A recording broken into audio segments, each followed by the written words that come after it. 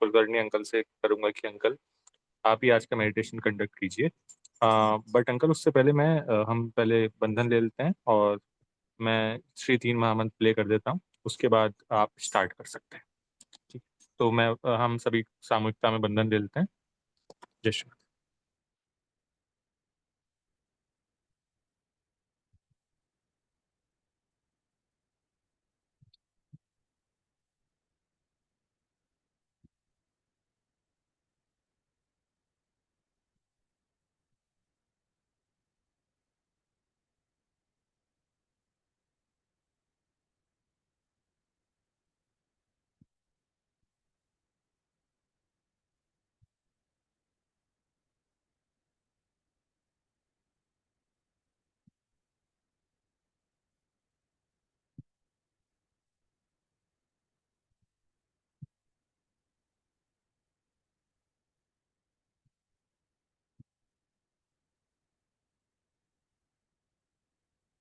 त्वमेव साक्षात् श्री महालक्ष्मी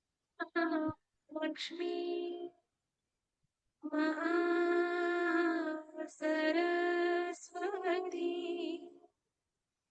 महाकाली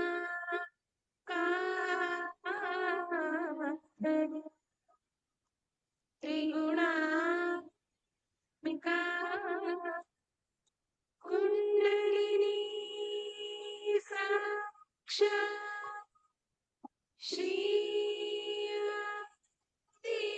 आदिशक्ति माता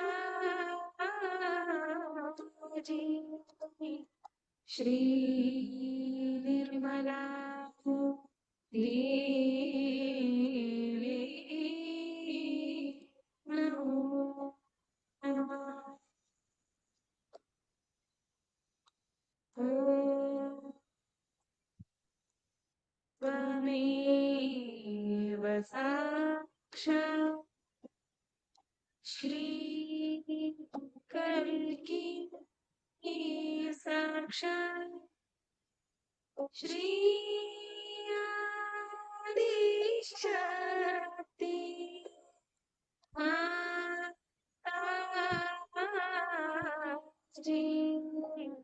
श्री निर्मला देवी नमो नमः। ॐ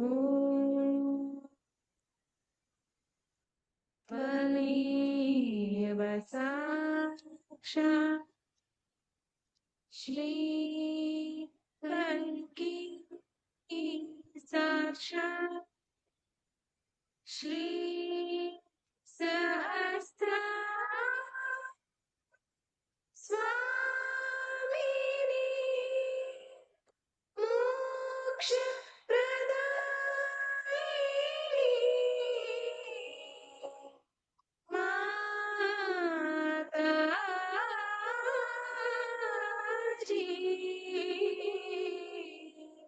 श्री निर्मला देवी नमो नमः। ॐ त्वमेव साक्षात् श्री गणेश साक्षात् श्री आदिशक्ति माता श्री निर्मला देवी नमो नमः।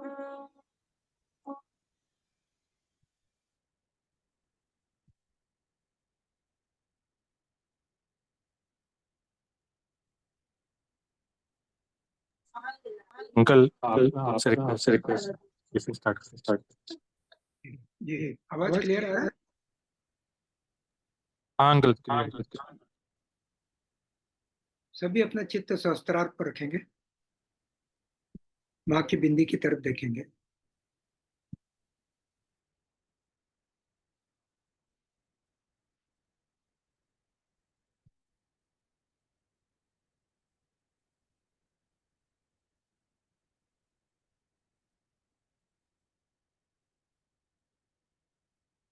अपने नाड़ियों के शुद्धिकरण के लिए सबसे पहले दाहिना हाथ पृथ्वी माँ के ऊपर रखें।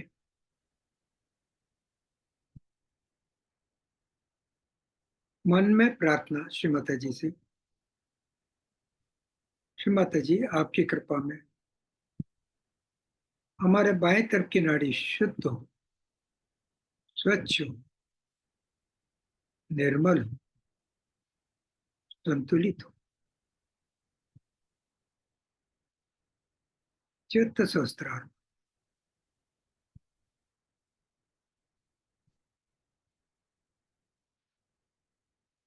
वाइब्रेशंस को अनुभव करें बाएं हाथ के ऊपर उस सहस्त्रार।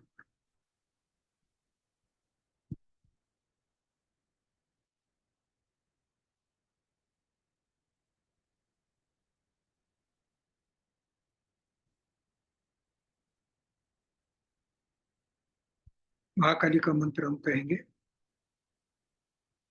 ओम त्वमेव साक्षात् श्री महाकाली, साक्षात श्री आदिशक्ति माता जी, श्री निर्मला देवी नमो नमः।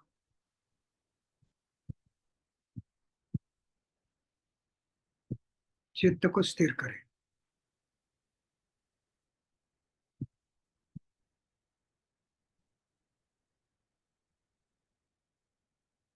दाहिना हाथ गोदी में, बायां हाथ आकाश की तरफ।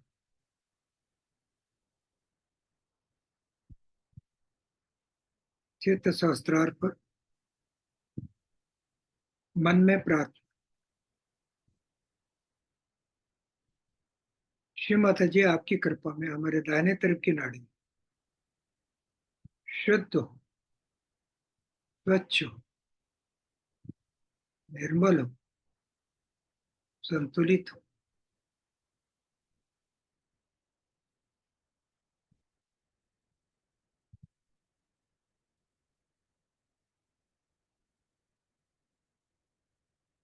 वाइब्रेशंस को अनुभव करें।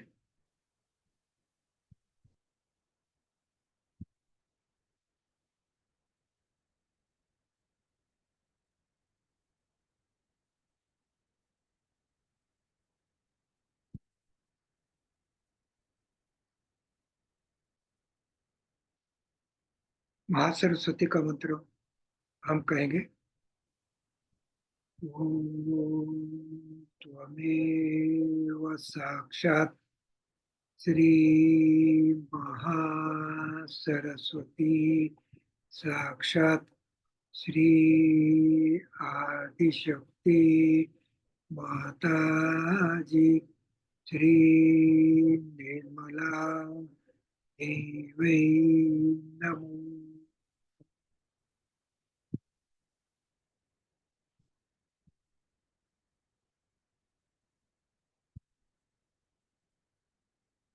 हाथ नीचे, दोनों हाथ पृथ्वी माँ के ऊपर। चित्त सहस्त्रार पर मन में प्रार्थना, श्री माता जी आपकी कृपा में अभी भी कोई असंतुलन शेष रह गया हो तो कृपा करके उसे निकल जाने दीजिए एवं हमें पूर्ण संतुलन में माँ कृपा करके हमें ले आए।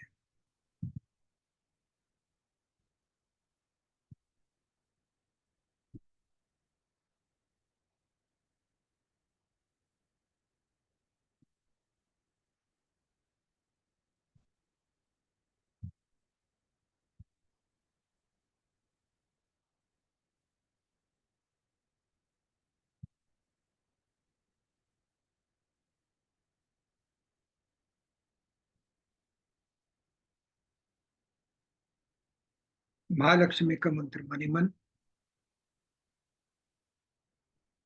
ओम त्वमेव साक्षात् श्री महाकाली, लक्ष्मी साक्षात श्री आदिशक्ति माता जी श्री निर्मला देवी नमो नमः।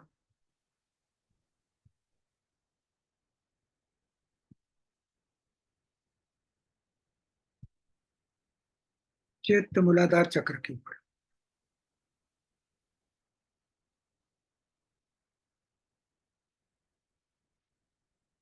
मन में प्रार्थना, श्री माता जी कृपा करके गणेश समान अबोध पवित्र योग्य विवेकशील बना दीजिए।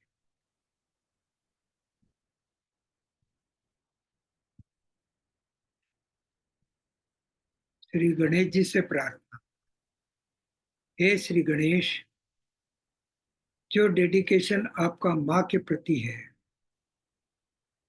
कृपा करके हमें भी प्रदान करें ताकि हम भी आपके समान श्री माँ को पूर्ण डेडिकेट हो सके।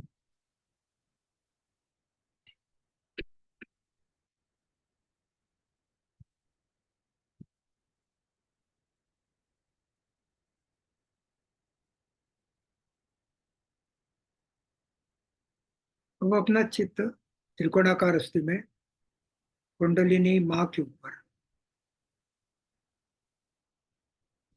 और प्रार्थना करें,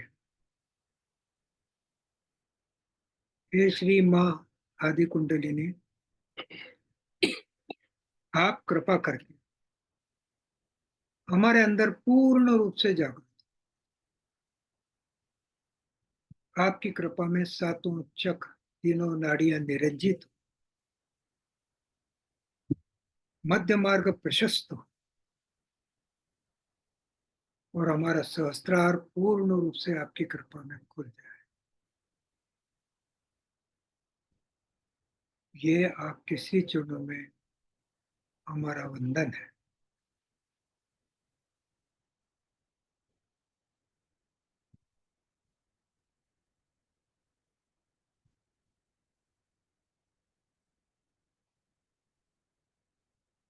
दोनों हाथ गोदी में, चित कुंडलिनी माँ के ऊपर धीरे धीरे मध्य मार्ग से हमारा चित्त ऊपर श्री सहस्त्रार के ऊपर ले आएंगे और स्थिर करेंगे।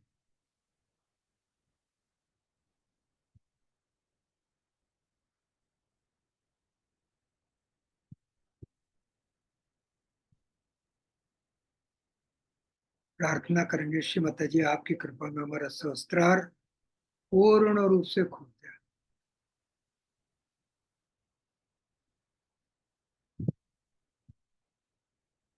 हम पूर्ण रूप से निर्विचार निर्विकल्प स्थिति को प्राप्त हो और उसमें सतत बने रहे।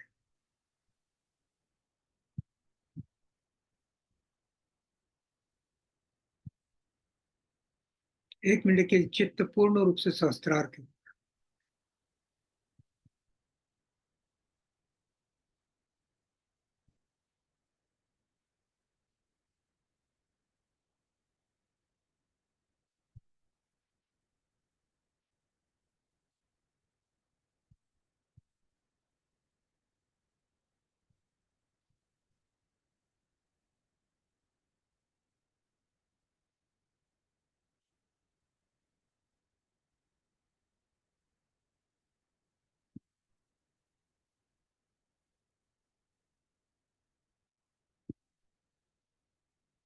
जय श्री माता जी।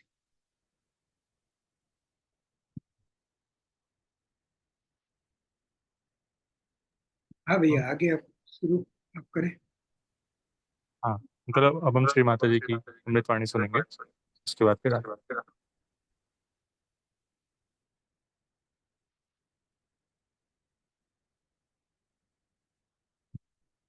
श्री कृष्ण के जीवन में द्रौपदी का स्थान बहुत ऊंचा है। वो उनकी बहन, जिसको कि विष्णु माया कहते हैं, वही थी जिसका जन्म हुआ था और जो बिजली के रूप में आकाश में जाकर के चमकी थी और जिसने उनके अवतरण की घोषणा की थी, वही विष्णु माया द्रौपदी थी। इसलिए वो द्रौपदी को बहुत मानते थे। जिस वक्त द्रौपदी के चीर पे हाथ दुर्योधन ने रखा और जब खींचने लगे तो द्रौपदी भी स्त्री सुलभ लज्जा से उसने अपना आंचल दांत में से दबा लिया। क्री कह के रुक गई। क्री न कहते गिर जाएगा, न रुका, न कहते न बना, लेकिन जब देखा कि अब हालत खराब हो रही, अब हमारा वस्त्र खिंच रहा है, तो जैसे ही न शब्द उनके मुख से निकला, तुलसीदास जी ने बहुत सुंदर इस पर वर्णन किया है और वो सुनने लायक है। श्री कृष्ण का प्यार अपने बहन के लिए कि द्वारिका में शोर भयो भार। द्वारिका में बैठे हुए थे, द्वारिका में शोर भयो भारी, शंख चक्र गदा पद्म गरुड़ लई सिधारे। तुरंत उसी क्षण वहां पर अपने बहन की लाज रख ली। अब इन महाशय से पूछिए कि अगर उनको स्त्री लज्जा का विचार न होता तो अपनी बहन की लाज रखने के लिए वो वहां से दौड़ करके यहाँ क्यों आते। 5 साल में बाल लीला में जो कार्य किया, वही जब यौवनावस्था में राजा जैसे बैठे हुए थे, अपनी स्त्री की लज्जा रक्षण के लिए, अपनी बहन की लज्जा रक्षण के लिए वो वहां से क्यों दौड़े चले। इसमें कॉन्ट्रास्ट नहीं है, इसमें विरोधाभास नहीं है, ये एक ही चरित्र के अनेक गुण। बाल लीला में जो मनुष्य कार्य करता है वो अबोधिता में सरलता से होते हैं। फिर वो तो योगेश्वर थे, साक्षात योगेश्वर थे। योगेश्वर ऐसे थे कि उन्होंने 16,000 पत्नियां कर ली और उसके बाद और 5 पत्नियां। लोग कहेंगे वाह भाई क्या योगेश्वर थे, इधर 16,000 पत्नियां कर ली और ऊपर से और 5 पत्नियां कर ली। ऐसे योगेश्वर से भगवान बचा रखे। ऐसे तो हम भी करते फिरेंगे, तो आप वाजिद अली शाह को क्यों बुरा कहते हैं। हाँ, आजकल की बुद्धि ऐसी चलेगी, सब समतल सोचते हैं हर एक चीज को। वो 16,000 उनकी शक्तियां। वो एक पुरुष थे, हम तो माँ है, हमें कोई कुछ कह नहीं सकता। माँ के स्वरूप में कोई भी लांछन हमको लगा नहीं सकता।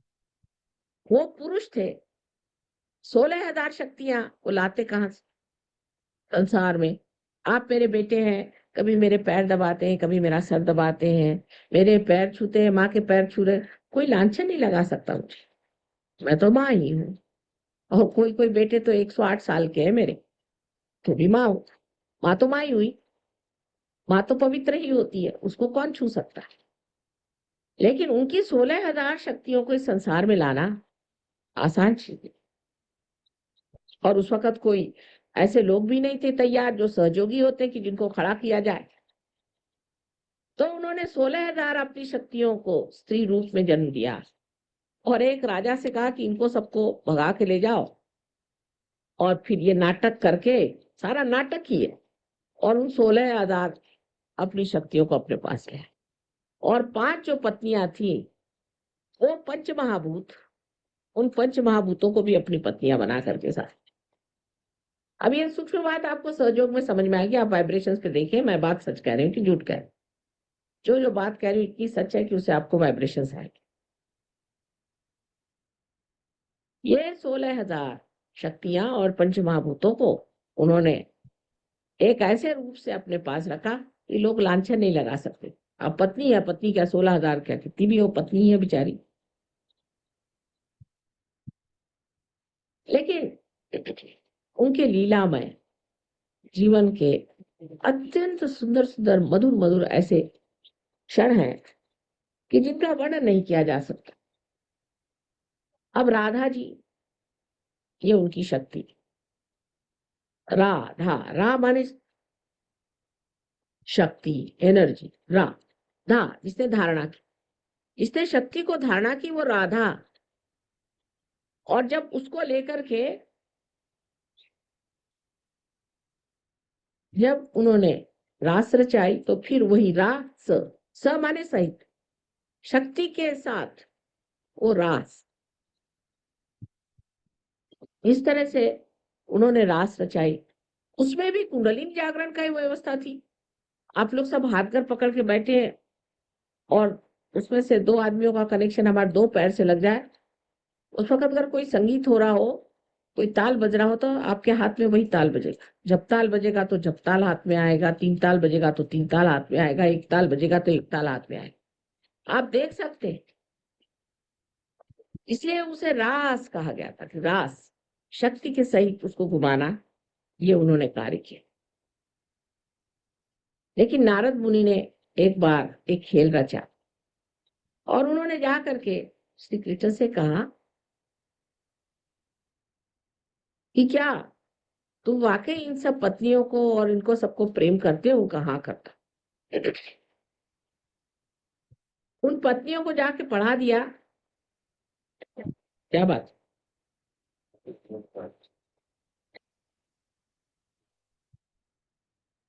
उन पत्नियों से जाकर इन्होंने कहा कि देखो, श्री कृष्ण तुमको तो प्यार नहीं, वो तो सिर्फ राधा ही को प्यार, तुमको तो यूं ही रख छोड़ा है घर में पत्नी बना करके कलंक रहित रहने के लिए, वैसे तुमको कोई प्यार व्यार नहीं करते। अब वो आ गए झांसे में, ठीक ऐसा ही होगा, ये हमको कुछ नहीं प्यार करते श्री कृष्ण, ये तो योगेश्वर है, ये क्या हमको प्यार करेंगे, ये तो राधा जी को ही प्यार करते। तो वो आके कहने लगे कि आप तो हमको प्यार नहीं करते, आप राधा जी को प्यार करते हो। श्री कृष्ण ने कहा बाबा बाबा ऐसी बात नहीं कहो, मेरे पेट में बहुत दर्द होने लगा, इतना दर्द हो रहा है मेरे को, कुछ आपको क्यों दर्द हुआ? कल ऐसी बात करने से मेरे दर्द हो जाता। आप घबरा गई, कल अच्छा इलाज बताओ। इलाज बहुत सोपा, ऐसा करो तुम्हारे चरण की जो धूली है वो मुझे पीने को दे दो तो मैं ठीक हो जाऊंगा। उनका वाह, पहले तो हमें प्यार नहीं करते और हमारा सब पुण्य भी छीन लेना चाहते हो कि तुम्हारे पैर की धूली हमें पीना चाहिए तो हमारे पैर की धूली आप पीजिएगा, ये हमसे नहीं। ये सब हमें बेवकूफ बनाना, हमें न बनाइए। तो उन्होंने कहा कि भाई ये तो एक ही तरीका है। नारद मुनि ने कहा कि नारायण नारायण, अब क्या किया जाए? कहा अच्छा तुम जाओ राधा के पास, उससे कह दो। तो राधा जी के पास, राधा जी से कहा कि भाई श्री कृष्ण की तबीयत बहुत खराब, कल क्यों? कल उनके पेट में दर्द है, क्योंकि वो धन्वंतरी है। उन्होंने इलाज ये बताया कि जो भक्त मेरे लिए अपने पैर की धूल भेज देगा उसको पीने से मैं ठीक होता। तो राधा ने पैर आगे कर दिया, अच्छा ले लो मेरे पैर की धूल ले लो। कहा क्यों, तुमको आपके पाप पुण्य का कोई विचार नहीं? अरे ये कहने लगे जो पाप कराता है वो भी वही है और पुण्य कराता वो भी वही है, तुम ले तो जाओ उसके पेट का दर्द ठीक करो।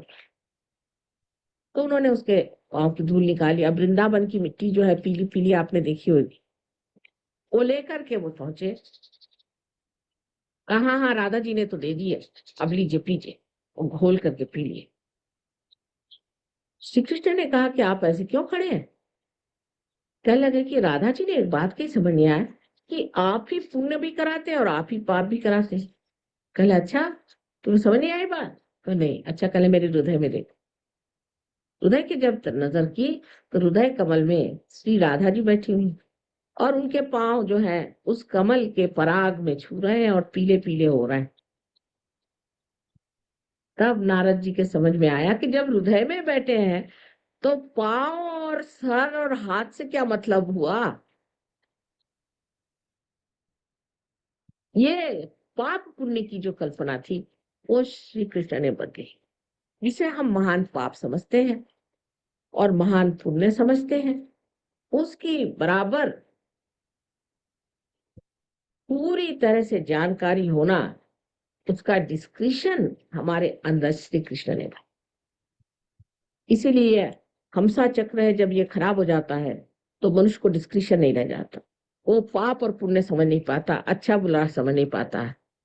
और दोनों के लिए इलाज एक ही है, विशुद्धि चक्र अगर खराब हो जाए और चाहे आपका हमसा चक्र, बहुत सरल सोपा। सहयोगी जो कि जानते हैं वो न कहे, पर अनजाने जो है वो समझ सकते कि श्री कृष्ण को एक चीज प्यारी थी, वो था क्या? मक्खन। इसका इलाज है मक्खन। मैं रोज अपने विशुद्धि चक्र को थोड़ा सा मक्खन उसमें नमक मिला करके और उसका अर्घ चढ़ा देती हूँ, फिर दिन भर वो बोलते रहते हैं, कुछ परेशान नहीं करते। आप लोग भी ये करें कि थोड़ा सा मक्खन अंगूठे पर ले करके उसमें नमक लगा ले और यहाँ जो परजीव है पीछे उसको उसका 3 बार अर्घ चढ़ा दे, बिल्कुल गला ठीक हो जाए, खांसी आसी सब गायब, सब कुछ ठीक हो जाए। और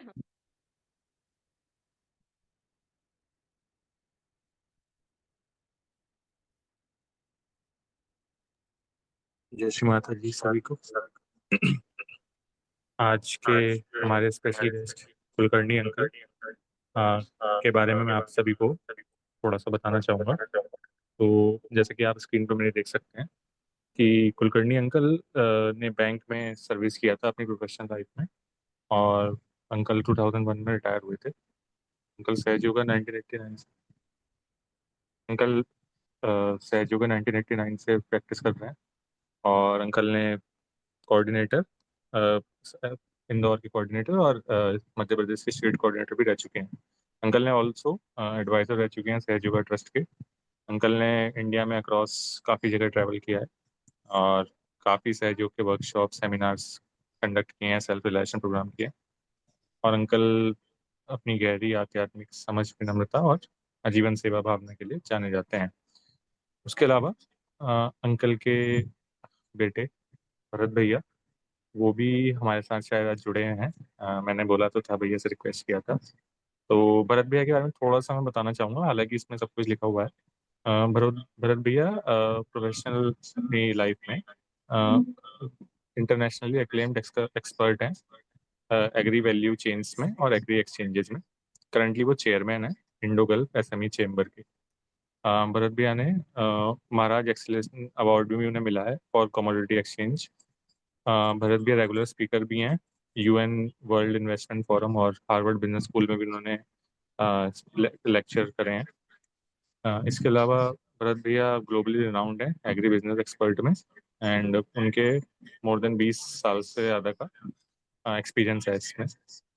और भैया भैया सहज योगा कर रहे हैं 1989 से ही। और इसके अलावा भरत भैया को हमने एनजीबी प्रोग्राम जो अभी अप्रैल में हुआ था उत्तराखंड में, वो हमने भरत भैया से मिले भी थे। तो भरत भैया और अंकल का हम उत्तराखंड के युवा शक्ति सभी लोग हृदय से स्वागत करते हैं आज के सेशन में। जय श्री माता जी अंकल, जय श्री माता जी।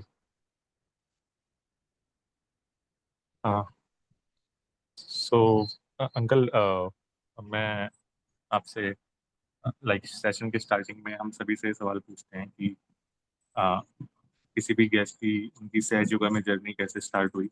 तो अंकल, मेरा भी आपसे यही क्वेश्चन रहेगा कि आपकी सहज योगा जर्नी कैसे करके स्टार्ट हुई, कैसे सहज योगा में आए। इसका थोड़ा अगर आप हमें बता सकते हैं ब्रेक में, हमें बहुत अच्छा लगेगा। जय श्री माता। देखो, जय श्री माता जी। आप सभी को हमारा प्रणिपात, नमस्कार, वंदन। 1988-89 में इंदौर में बख्शी साहब थे यहाँ पर, और दिल्ली से वो आए थे, और उन्होंने यहाँ पर सहयोग को शुरुआत की। तो स्टार्टिंग में मेरा कांटेक्ट उनसे तब हुआ जब हमारे साथ में मिस्टर ब्लॉक साहब थे, जो हमारे इधर जहाँ हम रहते हैं उसके पड़ोस में रहते थे। फिर उन्होंने घर बदला और बदल कर वो जहाँ बख्शी साहब रहते थे उनके पास में चले गए। उनका बख्शी साहब से कांटेक्ट हुआ, संयोजक के बारे में उन्होंने सुना और उन्होंने हमें भी बताया। और वो चीज क्योंकि मैं तो बैंक में था ड्यूटी पे, उज्जैन वगैरह और रतलाम वगैरह मेरी ड्यूटी रहती थी, तो आता जाता मैं रहता था। तो मिसेस से कांटेक्ट हुआ और मिसेस ने मेरे को बताया। तब मेरे मन में यह आया कि बहुत ऐसे स्थितियां हैं कि जहाँ पे ये सब चीजें चलती हैं और इसमें गड़बड़बाजी बहुत होती। तो मैं नहीं जाऊंगा, मैंने मिसेस को कहा तुम जाओ, तुम कर लो, मैं इसको नहीं करूंगा, ऐसा मैंने बोल दिया। और बोले एक बार चलो तो उसके कहने के ऊपर मैं गया। और वाघ साहब ने वहाँ पर जो शिफ्ट किया था उसके बाद में हम गए नहीं थे, तो उन्होंने खाने का प्रोग्राम रखा था शाम को कि आप आओ डिनर इधर ही करना। और बुलाए, उन्होंने हमें ये नहीं बताया था कि बख्शी साहब भी आएंगे, और उनको भी बुलाया था, उनके मिसेस को भी बुलाया था। वहां पर बैठ के बातचीत उनसे हुई। जो बातचीत हुई उससे ऐसा लगा कि काफी सही बात ये कर रहे हैं। तो ऐसे बात करते करते करते उन्होंने मिसेस वाघ से पूछा कि आज क्या बात है, तुम्हारे हृदय पे बहुत भारीपन लग रहा है मुझे। तो बोले हाँ, आज मेरे को थोड़ा सा ऐसा लग रहा है। और तो बोले ठीक है कोई बात नहीं। उन्होंने ऐसा करके बातचीत करते करते उन्होंने हाथ उनके तरफ किया और हृदय के ऊपर वाइब्रेशन दिए एक आध मिनट के लिए। और मिनट के बाद में उन्होंने पूछा देखो अब तो बहुत हल्का हो गया, एकदम ठीक हो गया। तो बोले हाँ ठीक हो गया, अभी काफी मेरे को हल्का लग रहा है, एकदम ठीक लग रहा है। तो मेरे को समझ में नहीं ये क्या है। ये हाथ यूं किया और ठीक लगने लग गया और बातचीत करी। मैंने ये क्या है। तो एकदम से विश्वास तो नहीं हुआ, पर ऐसा लगा कहीं है जरूर, कुछ तो है। उसके बाद में उन्होंने कहा भाई ये है वाइब्रेशन जाते हैं आपके हाथों के ऊपर भी फील होते हैं, आपको भी हो सकता है, आप ऐसे हाथ करो, मेरे को बोला। और ऐसे हाथ मैंने किए। और करने के बाद में उन्होंने कुंडलिनी से करके जागरूक किए, चित्त से जागरूक की थी।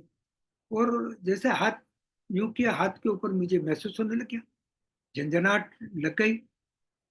तो उन्होंने मुझसे पूछा आपके हाथ के ऊपर कुछ महसूस हो रहा है? बोला हाँ हो रहा है, झंझनाहट हो रही, क्योंकि वो हो रही थी। तो वो जो हो रही थी उसके लिए मैंने बिल्कुल मना नहीं किया, क्योंकि वो सत्य था। तो मैंने कहा ये सत्य का अनुभव तो मैं कर रहा हूँ बिल्कुल। बोले ये वाइब्रेशंस निकलते हैं, ये वाइब्रेशन ने ही उनके हार्ट को ठीक किया। तो मेरे को ऐसा लगा कि कुछ चीज तो है। और फिर धीरे धीरे मैं जुड़ता गया। माँ के कैसेट भी मैंने काफी सुने और सुनता गया। और ऐसा करके कम से कम साल डेढ़ साल मुझे लगा, मैं धीरे धीरे जुड़ता गया।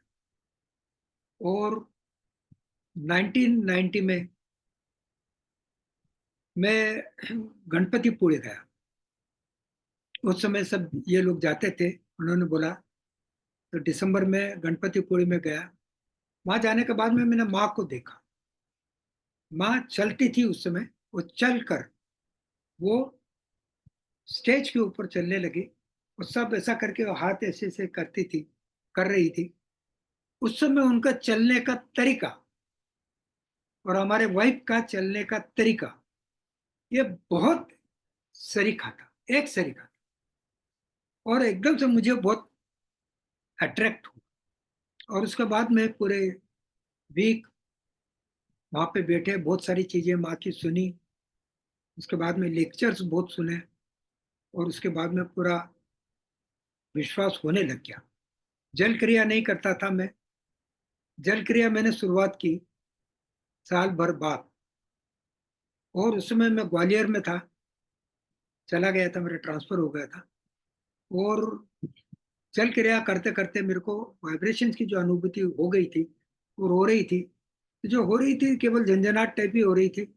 उसमें जो वाइब्रेशन से मालूम पड़ना चाहिए वो नहीं मालूम होता था। पर 3 महीने, 3.5 महीने तक मैंने सवेरे शाम दोनों टाइम अपनी जल क्रिया की, माँ के सामने बैठ के करता था, ध्यान भी करता था उसी समय। वो बैंक जाता था और आता था। तो ये वाइब्रेशंस की अनुभूति होने के बाद ये लगने लग गया, ठंडा ठंडा लगने लग गया, गर्म भी लगने लग गया। उंगलियों के ऊपर डिफरेंट वाइब्रेशंस भी अनुभव होते थे। कोई आता था केबिन के अंदर तो थोड़ा सा वाइब्रेशन फील अलग होते थे। इस तरह से महसूस होने लगे।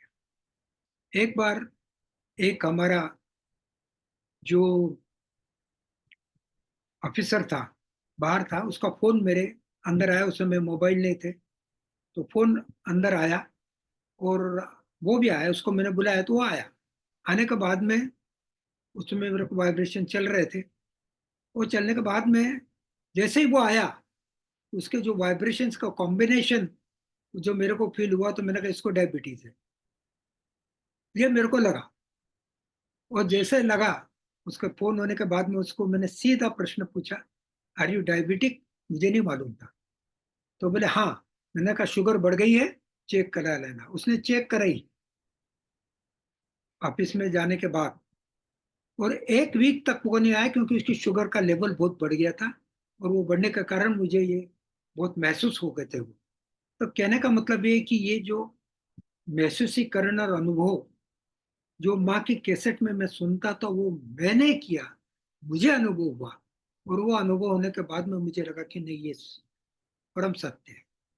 उसके बाद में मैं सहयोग में पूर्ण रूप से जुड़ गया। और धीरे धीरे ऐसे कई अनुभव आने लग गए। जो अनुभव आने से ये लगा कि यही सत्य है, यही सत्य को छोड़कर दूसरा कोई सत्य नहीं है। तो ये 1.5-2 साल में मेरी स्थिति ये बनी। और उसके बाद में मैंने बहुत इसके बारे में स्टडी की, माँ के लेक्चर सुने। हर साल मैं एक ही छुट्टी लेता था, और वो छुट्टी लेके मैं गणपतिपुरे जाता था, बाकी मैं कोई छुट्टी नहीं लेता था। तो इस तरह मेरा चला। और 2000-2003 तक, जब तक लास्ट से ये हुआ था। और 2003 में ही मेरे ख्याल से श्री माता जी ने पुणे में रखा था। तो हमको लगा कि पुणे में क्यों। फिर मैंने कहा नहीं, श्री माता जी ने रखा है तो कुछ तो बात है, ऐसी बात नहीं हो सकती। और उस समय वहाँ पे जो प्रोग्राम हुआ था, उसी समय वहीं पे हमको मालूम पड़ा था कि बहुत बड़ा तूफान वहाँ पे आ गया था। और पूरा पानी पेट अंदर तक आ गया था। और जहाँ खाना वाना खाते थे वो सारा गड़बड़ हो जाता। तो वो गड़बड़ कहीं ना हो, इसलिए श्री माता जी ने पुणे में रखा। और उसके बाद में श्री माता जी की तबीयत खराब हुई तो पुणे में ही रहा। तो इस तरह से अनुभव आते गए, और अनुभव के कारण पक्के हो गए कि नहीं, ये बिल्कुल परम सत्य है। और श्री माता जी ही आदि गुरु है और आदि शक्ति है। उनके समय दूसरा कोई भी नहीं हो सकता। ये पूरा विश्वास हमारा हो गया। एक बार चैलेंज कर दिया श्री माता जी को कि एक अनुभव इस तरह से आया था 1993 1990 की बात है। 91 या 92 की बात है। उस समय मैं उधर ही था, ग्वालियर में था। 1991 की बात, 91 की। और उस समय ग्वालियर में गर्मी नहीं पड़ी थी। तो जब गर्मी पड़ने लगे थी, उस समय मैंने माँ को कहा कि इतने एक ही रूम में रहना है, और केवल पंखे के नीचे पता नहीं कैसे रह पाऊंगा, ये गर्मी ना आए तो अच्छा है। और ऐसा प्रार्थना की और नहीं आई। 15-20 दिन तक गर्मी बिल्कुल भी नहीं आई। अप्रैल का महीना था, अप्रैल का महीना पूरा निकल गया। फिर 10-15 दिन के अंदर फिर थोड़ी सी गर्मी बढ़ी। तो मई का फर्स्ट वीक आ गया। और जैसे वो फर्स्ट वीक आया, फिर मन में आया, प्रार्थना की थी, फिर से प्रार्थना करते और प्रार्थना की। और वापस में वहां पे गर्मी एकदम कम हो गई। जो ऊपर बदल थे वो आ गए थे, और वो उसके कारण ठंडी हवा शुरू हो गई थी। और वो ठंडी हवा शुरू हुई तो एकदम गर्मी बिल्कुल कम हो गई। और ऐसा फिर चला, 8-10 दिन चला। फिर 19-20 मई के करीबन की बात है, फिर से गर्मी बढ़ना शुरू हो गई। जैसे बढ़ना शुरू हो गई, वो 2 बार मैंने किया। तो मैंने कहा 2 बार मैं माँ को प्रार्थना करता हूँ यहाँ पे, और वो हुआ। आपकी फिर प्रार्थना करता हूँ, यदि प्रार्थना करता है करने से यदि ये हुई है तो मालूम पड़ेगा। फिर मैंने माँ को चैलेंज किया, माँ दोबारा मैंने प्रार्थना की हुई, और मैं फिर से आपको प्रार्थना करता हूँ, आप मेरे को रियलाइज करा दो कि मैं प्रार्थना कर रहा हूँ और तुम सुन रही हो। और वो उस दिन शाम को बराबर श्री माता जी ने रियलाइज करा दिया। मैं घर पे आया, माँ को साष्टांग नमस्कार किया और कहा कि now from today onward I accept you Adi Shakti. ये ऐसे उस समय इतने अबोध थे कि माँ को चैलेंज कर दिया, समझा नहीं उस बात को। उसके बाद में धीरे धीरे माँ की सारी बातों को देखते गए और गहराई को पाते गए। तो ये अनुभूति से ही हम इसमें आए और स्थापित हुए, नहीं तो मेरा आना बहुत मुश्किल था। मैं यही मानता था फालतू की बातें बहुत चल रही है, वो चलती है, जो आज चल रही है हम देख रहे हैं, वही बात है। पर आज पूरा विश्वास है, आज तक वो विश्वास है, कहीं भी डगमगाया नहीं, और वो विश्वास काफी बना हुआ है। इस तरह से चले। हाँ, ऐसे ही जैसे हमारे माता ऐसे ही हमारे बच्चों का भी अनुभव था, जिसमें भरत भैया भी, इनका भी अनुभव रहा। इनके अनुभव के बारे में भी आप थोड़ा सा सुन लें। देऊं, मैं उनको देऊं क्या है? बिल्कुल बिल्कुल जय यशवंत। माता जी भैया। तो जैसे 89 से पापा ने बताया, तब से सहज में एक एक यात्रा चल रही है। बहुत अनुभव आए, बहुत चीजें सीखने को मिली। और एक तरह से मतलब ऐसा कहना चाहूंगा कि कई चैलेंजेस जो आज की युवा जनरेशन को आते हैं, वो चैलेंजेस इसलिए नहीं है क्योंकि बचपन से सहज में थे, तो इसलिए वो चैलेंजेस कहीं आए नहीं। एक एक अनुभव मेरा बताना चाहूंगा कि कैसे विश्वास और जो प्रार्थना की शक्ति है। 2001 की बात है, मेरे ख्याल से 2001 की। अ, मुझे एक नेशनल अवार्ड मिला था मेरे एक ऐसे के लिए, इंस्टीट्यूट ऑफ कंपनी सेक्रेटरीज से। और उस समय मैंने जस्ट 6 महीने पहले कॉलेज में एज लेक्चरर ज्वाइन किया था, तो छुट्टियां थी नहीं, पर एक अवार्ड लेने जाने की भी बड़ी इच्छा थी। तो अवार्ड का लेटर आया, और मैंने मेरे एचओडी को बोला कि सर ऐसा ऐसा है और मेरे को अवार्ड मिला है, नेशनल अवार्ड है, और मुझे जाना है लेने, तो मुझे छुट्टी चाहिए। तो उन्होंने कहा नहीं नहीं, बोले अभी तो एग्जाम्स चल रही हैं, एग्जाम्स में आपको तो छुट्टी मिल नहीं सकती, और आप तो अभी 6 महीने भी नहीं हुए आपको पूरे, तो छुट्टी का तो सवाल ही नहीं उठता। मैंने कहा ठीक है, मना तो कर दिया उन्होंने, बट इच्छा बड़ी थी कि जाना है। और घर आके बात हुई, पापा से बात हुई, मम्मी से बात हुई, वाइब्रेशंस देखे तो वाइब्रेशंस नहीं आ रहे थे कि जाने का तो पॉसिबिलिटी नहीं है। तो और दिल टूट गया कि अरे, अब तो वाइब्रेशंस भी नहीं आ रहे, अब तो मतलब जा ही नहीं सकते। बट एक वो मन में प्रार्थना थी, तो माँ से रात को ध्यान के मतलब सोने के पहले जो ध्यान करते हैं उस समय प्रार्थना की कि माँ, वाइब्रेशन नहीं आ रहे मतलब ये पॉसिबल नहीं है, बट आप ही हैं जो इसको पॉसिबल कर सकते हैं, आपको ही कुछ करना पड़ेगा, और मेरी बहुत इच्छा है जाने की, प्लीज आप कुछ कीजिए। अगले दिन सुबह के ध्यान में फिर वही प्रार्थना, शाम को प्रार्थना, तो 2 दिन ये क्रम चला। तीसरे दिन पता नहीं कैसे पुराने एक हमारे मैं उसी कॉलेज में पढ़ा हुआ था, तो जो पुराने एक प्रोफेसर थे वो मिले।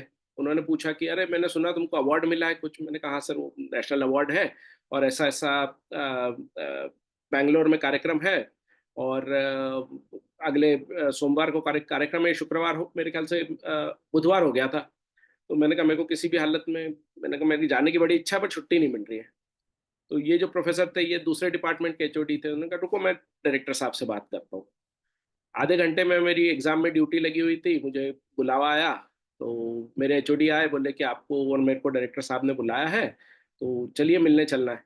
तो गए, हम लोग बैठे, तो मेरे से मैं गया अंदर, डायरेक्टर साहब मेरे से पूछते अरे मैंने सुना है तुमको कुछ अवार्ड मिला है। मैंने कहा हाँ सर, ये मेरा लेटर है, ये मेरे को अवार्ड मिला है, और ये नेशनल अवार्ड है, ऐसा ऐसा है। तो वो कहते हैं अरे ये तो संस्था के लिए बहुत गर्व का विषय है, आपको इतना अवार्ड मिला है तो संस्था के लिए भी अच्छी बात है, तो आप जाते क्यों नहीं हो लेने। तो मैंने कहा सर छुट्टी की समस्या है, अभी एग्जाम चल रही है। तो मेरे एचओडी बोलते हैं नहीं नहीं सर, हम इनको फ्री कर देंगे, इनकी छुट्टी हम सैंक्शन कर देंगे सर, कोई दिक्कत नहीं है, आप अगर अप्रूव कर देंगे तो इनको हम जाने देंगे। उन्होंने कहा ठीक है। बोले आप फिर छुट्टी इनकी अप्रूव कीजिए, लाइए। बोले एप्लीकेशन मैं साइन करता हूँ। डायरेक्टर ने खुद मेरी छुट्टी की एप्लीकेशन साइन करी, और साथ में मेरे को कहा कि चूंकि आप संस्था के लिए काम कर रहे हैं, संस्था के लिए भी ये इसका विषय है, तो छुट्टी के साथ हम आपको जाने आने का खर्चा भी हम आपको दे देंगे। तो वो दिन है कि उस दिन महसूस हुआ कि आप मतलब प्रार्थना में कितनी शक्ति है। श्री माता जी से अगर हम प्रार्थना करते हैं और श्री माता जी से निवेदन करते हैं, तो कितना असर उसका होता है। तो वो दिन है, मतलब उस दिन एक एक तरह से और ये दृढ़ हो गया विश्वास, जो विश्वास से दृढ़ विश्वास हो गया कि माँ आप ही हो सब कुछ। और आज वो दिन है, आज का दिन है, कुछ भी समस्या होती है माँ से बात करते हैं, माँ से कहते हैं कि माँ ऐसा ऐसा हो रहा है, अब आप जैसा निर्णय लें। और जैसा सही चीज होती, जो सही निर्णय होता है, वो श्री माता जी अपने आप रास्ता दिखाती। तो ये एक बहुत ये अनुभव रहा। और ऐसे बहुत सारे अनुभव हैं, बट ये एक मुझे लगा कि बहुत अच्छा रहेगा शेयर करने के लिए। जय श्री माता जी। जय Shri Mata ji uncle, and thank you uncle और भैया दोनों, आपने एक्सपीरियंस शेयर करने के लिए। इससे हम सभी को यही पता चलता है कि श्री माता जी से की भी प्रार्थना कभी व्यर्थ नहीं जाती अगर हम सच्चे दिल से करते हैं, और माँ ज़रूर सुनती हैं। इससे पहले मैं आगे बढ़ूँ, मैं अपने सभी भाई बहनों से यही बोलना चाहूँगा कि अगर किसी का कोई भी क्वेश्चन है, अंकल और भरत भैया दोनों से किसी को कोई क्वेश्चन पूछना है, प्लीज़ आप चैट में अभी से डाल दीजिए। क्योंकि फिर हमारा बाद में हमारा सेशन का टाइम हम सबको पता है कि हम 9 बजे तक रखते हैं वैसे, तो हम टाइम का भी सोचते हुए चलेंगे। तो जिसका कोई भी क्वेश्चन है, आप अपना क्वेश्चन ज़रूर डाल दीजिए चैट में अभी से ही। तो आगे बढ़ते हैं अंकल। मेरा क्वेश्चन ये है आपसे कि इतने साल से आप सहजयोग आपने देखा, आपने थोड़ा प्रीवियस स्टार्टिंग के 1990s के टाइम को भी देखा, अभी हम बिल्कुल मॉडर्न टाइम में चल रहे हैं। इस पूरे थ्रू आउट आपकी जर्नी में अंकल, आपने सहजयोग इतनी जगह स्प्रेड किया, इतनी जगह फैलाया है, तो मेरा क्वेश्चन ये है आपसे कि आपको क्या लगता है कि क्या ऐसे बेस्ट तरीके हैं जो हम युवा शक्ति कर सकते हैं जिससे हम सहयोग को फैला सकें और आगे? कुछ बेस्ट टिप्स या कुछ भी जो आपको, कुछ भी आपके बेस्ट एक्सपीरियंस से पता चला हो सहयोग फैलाने के लिए, तो वो प्लीज अंकल बताइए। यशवंत। मैं ये सोचता हूँ कि आगे तो सहयोग को बढ़ाने वाले युवा शक्ति ही है। और कई युवा शक्ति को मैंने पाया है कि वो they are very much dedicated to सहयोग आल्सो। पर होता क्या है कि उनको जो एक नॉलेज है वो सहयोग का, जो श्रीमाता जी ने दिया हुआ है, थोड़ा सा कमजोर रह जाता है और उसमें वो पीछे हट जाते हैं। तो ये नहीं होना चाहिए। और नॉलेज पूरा लेना चाहिए। इतनी बढ़िया चीज, इतनी अच्छी चीज अनुभव कर लिए तो उसके बाद में उसमें जमने की कोशिश करना चाहिए। और आप जम जाएंगे तो निश्चित रूप से आप उसको करने लग जाएंगे। इसमें कोई चीज आड़े नहीं आएगी। कि आड़े तब आती है जब अपने में कुछ तो भी कमियां रह जाती है, तो वो आड़े आती है। तो वो कमियां ना रहे, आप परफेक्ट हो जाए। और फिर आप जैसे जैसे आगे बढ़ते जाएंगे, जैसे जैसे प्रश्न आएंगे, जैसे जैसे स्थितियां आएंगी, आप उनको सॉल्व करते निकल जाएंगे। ये चीज आपको, क्योंकि आप सहयोगी इसलिए मिल जाती है, हो जाती है, और आप निकल जाते हैं। तो ये चीज अनुभव अपनों को अब करना है। तो मैं सहयोगियों को से यही कहूंगा कि थोड़ा सा नॉलेज आपका परफेक्ट रखें, और बताने के बारे में थोड़ा सा आप सीखें कि किस तरह से अपनों को बात करनी है, क्या करनी है, कहाँ करनी है, कैसी करनी है। ये थोड़ा सा देखें। क्योंकि मैंने ये देखा है, इसमें जा रहे हैं, प्रोग्राम्स बहुत कर रहे हैं, और कुछ भी बोलते हैं, कुछ भी करते हैं, ये भी हो रहा है।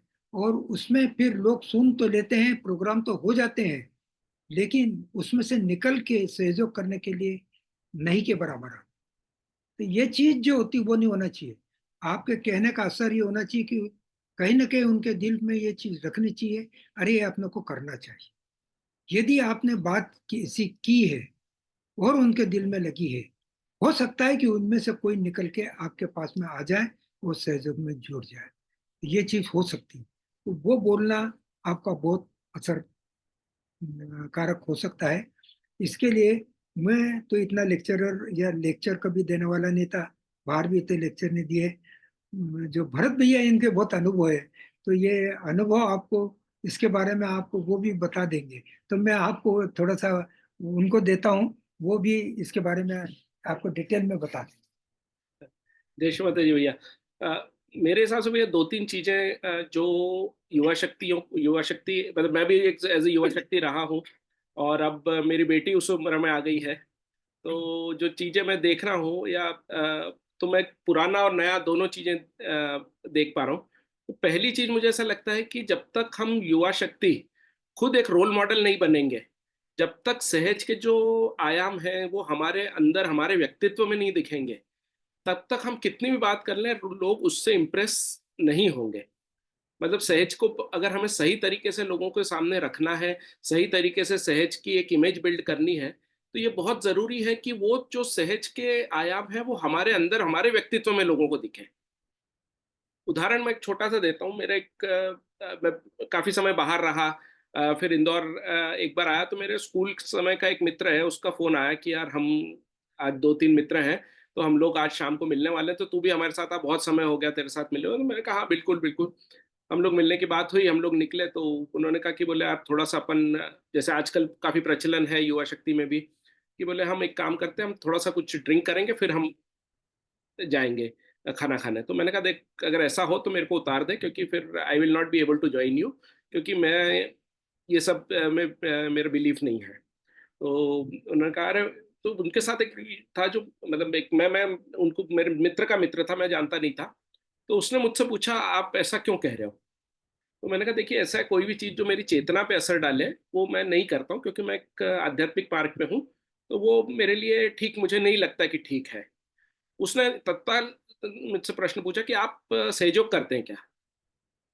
मैंने कहा हाँ, आपको कैसे। तो बोले ये चीज मुझे किसी ने बताई थी और मुझे बड़ी अच्छी लगी थी, कि सहज में एक कारण दिया, मतलब एक मुझे बहुत अच्छा लगा था कि सहयोगी जो है वो इस तरह का व्यवहार रखते हैं।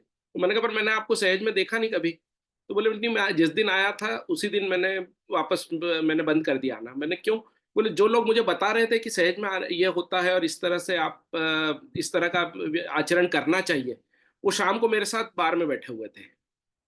तो अगर हम किस तरह का हम सहयोग सामने रख रहे हैं, केवल बातें, जबकि एक श्री माता जी ने एक लेक्चर है राजलक्ष्मी पूजा का, जिसमें श्री माता जी कहती हैं कि हमें जो भी हम कार्य करें उसमें कॉम्पिटेंसी लानी है, अपने आप को हमें सहज में एक जिसको कहते हैं ना, एक आदर्श व्यक्तित्व के रूप में स्थापित करना है। तो एक युवा शक्ति के रूप में अगर हम उन चीजों को अपने अंदर नहीं उतारेंगे, वो व्यवहार अपने अंदर नहीं लाएंगे, तो लोग हमसे इंप्रेस नहीं होंगे। और जब तक वो नहीं होगा तब तक लोगों का सहज में उस शक्ति के साथ जुड़ना इतना आसान नहीं होगा। तो मुझे लगता है कि हमें अपने आप में युवा शक्ति को, अपने आप में वो बदलाव लाना भी उतना ही जरूरी है। हाँ, सहज की समझ, और सहज दूसरी चीज एक जो मैं कहना चाहूंगा कि सहज के बहुत सारे आयाम हैं।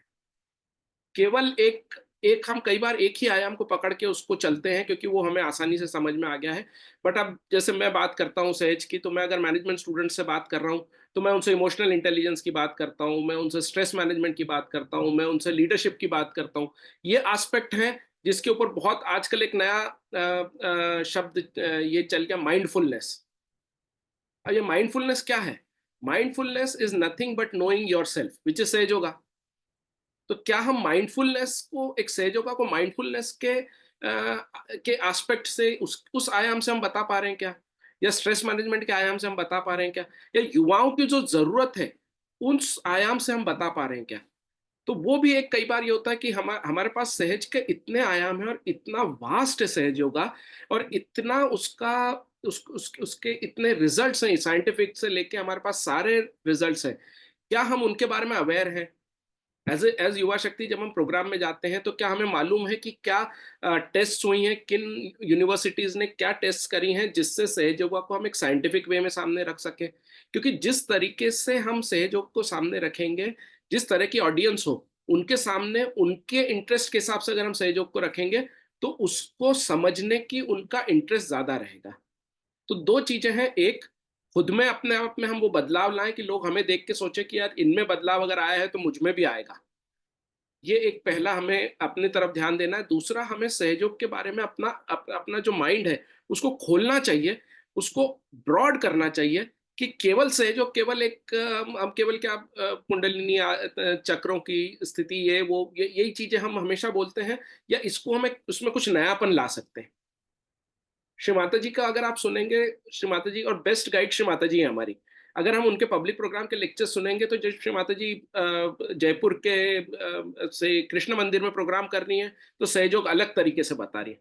जब डॉक्टर से बात कर रही हैं तो एक अलग तरीके से बता रही, जब किसी बिजनेसमैन से बात कर रही है एक अलग तरीके से बता रही, विदेश में जब श्री माता जी विदेशी सहयोगियों से बात कर रही हैं तो एक अलग तरीके से बता रही। तो वो हमेशा माता जी ने खुद बताया है, खुद करके दिखाया है, तो उसको हम थोड़ा सा ध्यान रखें। और प्रिपरेशन जिसको कहते हैं ना, courses for horses for courses, कि जिस तरह की ऑडियंस है उस तरह से हम प्रोग्राम प्रिपेयर करें, उस तरह से अपना एस्पेक्ट प्रिपेयर करें, तो वो और भी असर डालेगा, ऐसा मुझे लगता है। जय श्री माता जी। हाँ, जय श्री माता दी। थैंक यू भैया, थैंक यू अंकल। इस बात पे बस मैं भी एक नई कहना चाहूँगा कि मैंने भी श्री माता जी ने कई टॉक्स में मैंने सुना है कि श्री माता जी ने कहा है कि सहयोग आप हर एस्पेक्ट में अप्लाई कर सकते हो, चाहे फिजिक्स हो, चाहे साइंस हो, चाहे टेक्नोलॉजी, कहीं पे भी। तो बहुत अच्छी बात भैया ने बताई कि हमें बस उसे फाइन ट्यून करना आना चाहिए अकॉर्डिंग टू अवर जो हमारे टारगेट यूजर्स हैं। तो अंकल इसी सेशन को आगे रखते हुए कुछ क्वेश्चंस आए हैं, मैं वो एक बार आपसे रीच आउट कर देता हूँ। देवांश शर्मा ने क्वेश्चन पूछा है कि in today's fast paced and competitive world how can युवा have a balance between career studies and सहज लाइफ। तो अंकल मैं एक बार हिंदी में बता देता हूँ कि क्वेश्चन ये है कि आज के जो फास्ट पेस्ड और कॉम्पिटिटिव वर्ल्ड में सहज की जो युवा शक्ति है वो कैसे बैलेंस करें करियर स्टडीज को और सहज लाइफ को। ये जी आपको अंकल बोलिए। भरत को मैं देता हूँ। ये बहुत अच्छे तरीके से बताएंगे क्योंकि एनजीपी के में जैसे जुड़े हुए हैं, उसमें करते हैं, तो आपको थोड़ा सा बेस्ट तरीके से वो गाइड करते हैं। भैया देखिए, ऐसा है कि करियर स्टडीज और सहज में बैलेंस, मुझे लगता है कि जब हम कहते हैं कि दोनों में बैलेंस, तो हम सोच रहे हैं कि दो अलग अलग चीजें हैं। जबकि सहयोगा जो है, जो वो हमारी एक लाइफ का हिस्सा है, या एक हमारी लाइफ का तरीका है, एक उसके कारण सहयोग को अगर हम सही तरीके से आत्मसात कर सकें, तो जो करियर है, करियर लाइफ है, जो हमारी एक करियर पाथ है, उसमें हमें उसका मदद ही मिलेगी। तो बैलेंस सच, मतलब हम जब कहते हैं कि हमें बैलेंस करना है, तो हमें लगता है कि शायद शायद सहयोग करना और करियर के पीछे जाना ये दो अलग अलग चीजें हैं। लेकिन हमें ये समझना पड़ेगा कि सहयोग ही हमें करियर के मार्ग पे आगे ले जाएगा। सहयोग, जो मेरा खुद का अनुभव है कि सहज जब हम करते हैं, तो हमारे जो थॉट प्रोसेस है, जो हमारा माइंड है, उसका एक एक डायमेंशन अलग हो जाता है। उसके कारण क्या होता है कि जो भी चीज हम पढ़ते हैं, समझते हैं, प्रोफेशनल लाइफ में हम जो भी करते हैं, उसमें हमारी शार्पनेस बढ़ती है, उसमें हमारा एक्यूमेंट बढ़ता है, उसमें हमारा इफेक्टिवनेस बढ़ता है। तो अगर इसको हमें कैसे यूज करना है, बहुत सारे लोगों को हम आजकल सुनते, बर्नआउट हो गया, करियर के पीछे बहुत चैलेंजेस हैं, तो इसके कारण हम जल्दी बर्नआउट हो जाते हैं, ये हो जाता है। बट वो बर्नआउट क्या है?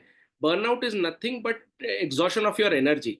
जब हम सहज में हैं, तो वो एग्जॉशन ऑफ एनर्जी हुआ कहाँ? वो तो वापस हम रात को बैठ के ध्यान करते हैं, वो सारी एनर्जी वापस रिकूप कर लेते हैं, वापस हमारे अंदर ले आते हैं। तो हमारे लिए एक एडवांटेज है सहयोगा, एक बहुत बड़ा एडवांटेज है, कि जो चैलेंजेस दूसरे लोगों को अपने करियर में फेस करने पड़ते हैं, करियर में हमें जैसे कई बार सिचुएशन आती है कि टफ सिचुएशंस आ जाती हैं, डिसीजन मेकिंग डिफिकल्ट हो जाता है, कुछ डिसीजंस हमें लेने हैं। वो समय है जब सहयोग हमें बहुत अच्छे से गाइड करता है। तो करियर में हमें, अगर हमने सहयोग को अपने अंदर उतार लिया, तो करियर में उसका हमें बेनिफिट ही मिलेगा।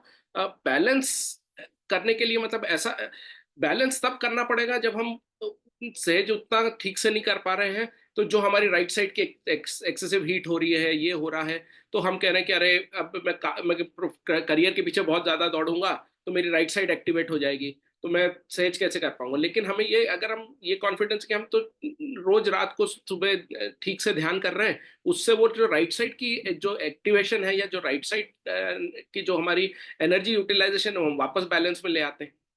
हम निर्विचारिता में रह के अपना काम कर सकते हैं। तो वो जब हम करते हैं, तो अपने आप हमारी लेफ्ट राइट का बैलेंस रहता है।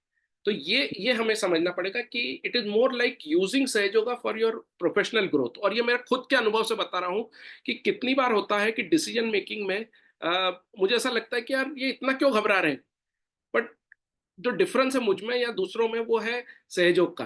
कि सहयोग मुझे शांत रखता है, मुझे रिएक्टिव कम करता है, जिसके कारण मेरा डिसीजन मेकिंग, जिसको हम इंग्लिश में प्रैग्मेटिक कहते हैं, वो हो जाता है कि मुझे एक ऑब्जेक्टिवली चीजों को देखने का नजरिया मेरा बनता है। ये सहज का हमें फायदा लेना है। तो ये मेरे ख्याल से अगर हम सहज को अपने जीवन में ठीक से उतार पाए, और ठीक से हम सहज का जो आयाम है वो स्थापित करने लगे, तो हमें करियर में भी उसका फायदा ही होगा।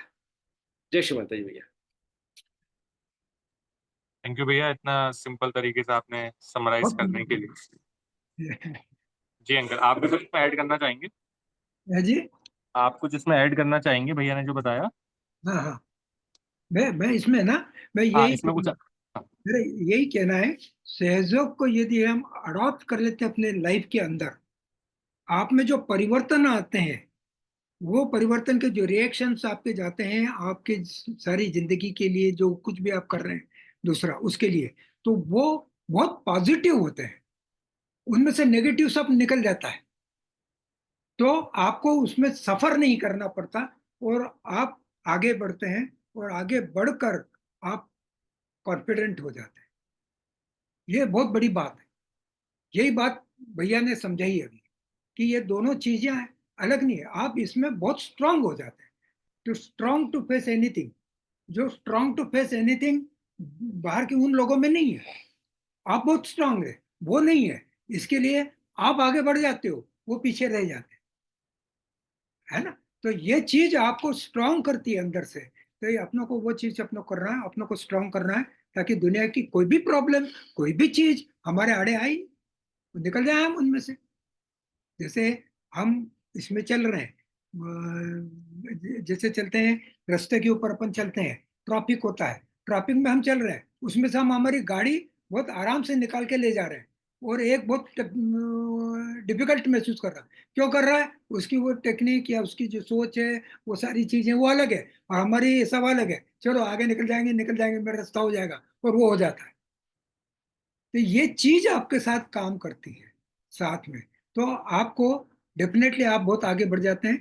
तो इसीलिए बाकी के और लोग काफी पीछे रहते हैं। ये मैं देख रहा हूँ, कई ऐसे सहयोगी बच्चे हैं जो अपने करियर में और अपने इसमें बहुत आगे बढ़ गए, जबकि वो कुछ भी नहीं कर रहे हैं, वो वही कर रहे हैं जो दूसरे कर रहे हैं, और वो आगे बढ़ गए। क्यों हो गए? क्योंकि उनके रास्ते बहुत ईजी हो गए। उनके रास्ते इजी नहीं हो रहे हैं, इनके रास्ते इजी हो गए। इसलिए सहयोग हमको बहुत इजी कर देता है, सारी चीजें हमारे लिए इजी कर देता है, और हम आगे बढ़ जाते हैं। ये होता है। ठीक है। जय Shri Mata ji. Uncle, next question है कि श्री माता जी, what Shri Mata ji talked about applying kumkum in different points of our body like back agya, vishuddhi, hamsa, sahasrar, and also tell why to apply. ठीक है, Uh, बराबर है।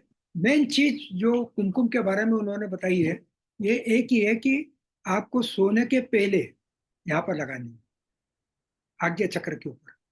That is very important.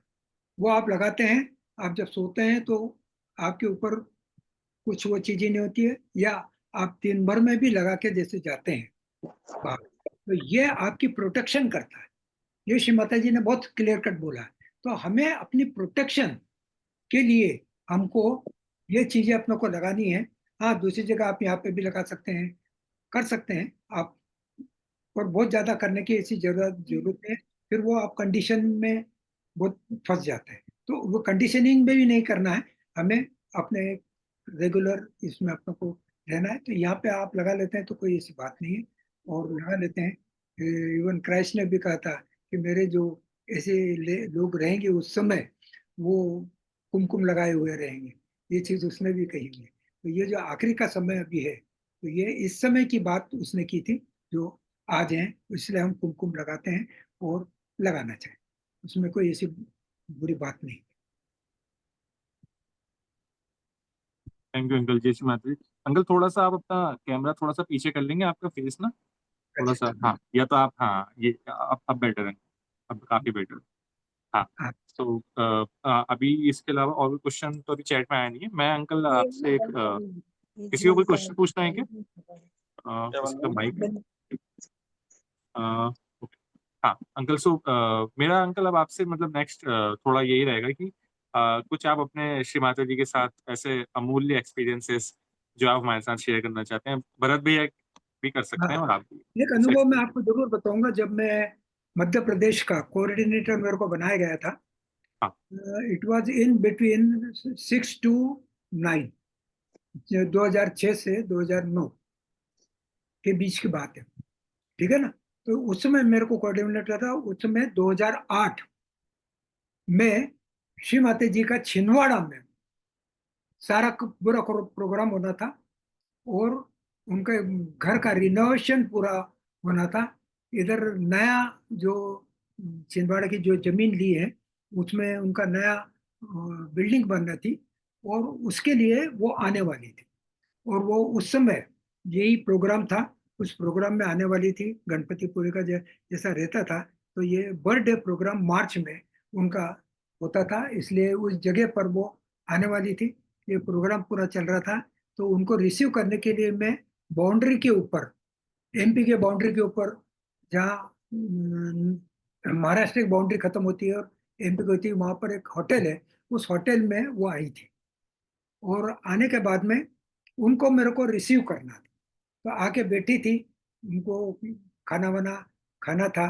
तो उसके पहले मैंने रिसीव करने के लिए हार लेके, क्योंकि मैं ही कोऑर्डिनेटर था तो मुझे ही जाना था, तो मैं हार लेके उनके पास में गया और उनको माँ के चरणों के ऊपर मैंने हार रखा। उस समय उन्होंने एक सवाल किया था, कौन है ये, एक ये सवाल किया था। अब ये इसके बारे में बाद में बताऊंगा मैं आपको। तो उन्होंने कहा कुलकर्णी जी हैं ये जो उस समय के जो अ, इनके कोऑर्डिनेटर थे पूना के, उन्होंने ये जवाब दिया था, कुलकर्णी जी हैं ये। तो श्री माता जी ने दोबारा, ये मैं हाथ चढ़ा रहा था उसी समय की पूछी बात, कौन है ये, दूसरी बार पूछा। तो बोले मध्य प्रदेश के कुलकर्णी जी हैं, ये बताया। फिर तीसरी बार बोला कौन है ये, फिर यही प्रश्न पूछा, कौन है ये। तो उन्होंने कहा मध्य प्रदेश के कोऑर्डिनेटर कुलकर्णी जी है, ऐसा करके उन्होंने बोला।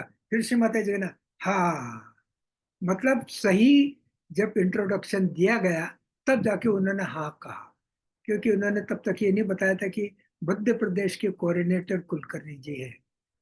ये तीसरे टाइम में जाकर उन्होंने बताया, ठीक है ना। तो ये चीज जब आई और उन्होंने ये चीज बताई, तब उस समय तो मुझे ख्याल नहीं आया, लेकिन बाद में जब मैं बाहर निकल गया, बाहर निकल जाने के बाद में मुझे याद आया, मैंने पढ़ा था कि कबीरदास ने ये कहा था कि परमात्मा एक बार मुझसे पूछ ले कौन है ये, तो मैं तर जाऊंगा।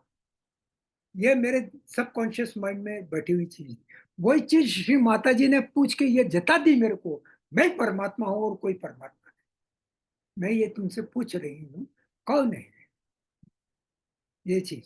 तो इस बात का रियलाइजेशन श्री माता जी ने मुझे करा दिया कि मैं ही परमात्मा हूँ, दूसरा कोई भी नहीं है।